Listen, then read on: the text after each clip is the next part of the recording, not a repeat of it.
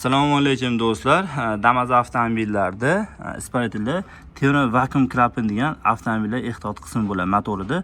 Bu shlankalar chiqib, o'zi sinib ketadi-yu.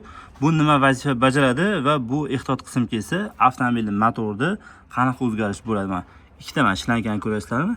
Birinchisi isparatliga kirgan, ikkinchisi esa karboratorga qarab ketgan. Shu haqida sizlarga to'liqroq ma'lumot beramiz. Videoga bitta like bosib, hali bizni profilga obuna bo'lmagan bo'lsangiz, obuna bo'lsangiz xursand bo'lamiz.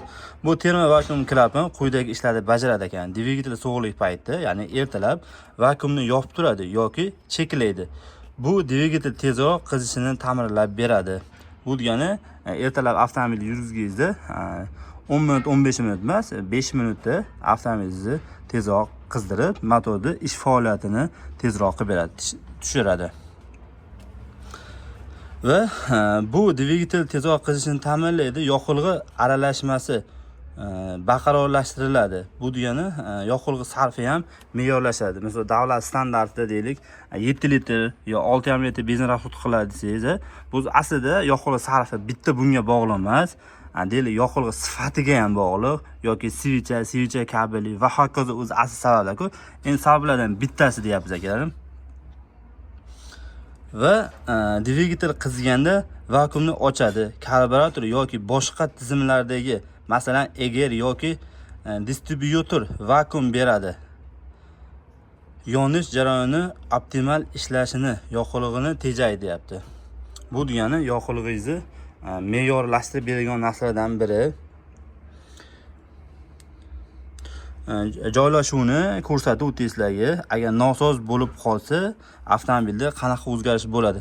Agar termo vakuum klapan ishlamasa, dvigatel yaxshi qizimaydi. Ertalab juda ko'pchilik qish kunlarda borib, avtomobilimda motori tezda qizimayapti, kech qizyapti, suv datchigim tezroq ko'tarilmayapti, juda sekin ko'tarilyapti dedi-yu.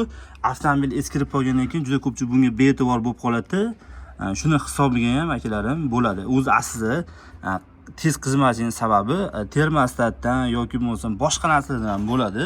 Bitta bunga bog'liq emas akalarim. Va benzin rasxodingiz, boya ham aytib o'tdik, rasxodingiz ko'payib ketadi. Hozir yangi Damas avtomobillardan benzin rasxodi ko'payib ketyapti-yu. Va mashinani tortish pasayib qoladi. Qattiqroq gaz bossangiz mashina dimlanib yoki bo'lmasa tortishda o'zi qiynalib, eski holatda faqat bo'lmaydi-yu. Ayrim paytlarda bundan ham bo'ladi. Juda ko'pchilik karburatordan bo'ladi. Haqiqatan ham karburator, benzin nasos yoki bo'lmasa switch yaxshilamasligi, xuddi shunaqa va hokazolardan ham bo'lishi mumkin. Oddiy qilib aytganimizda, bu klapan dvigatel qizidimi yoki yo'qmi, shuni sezib vakuumni boshqaradigan avtomatik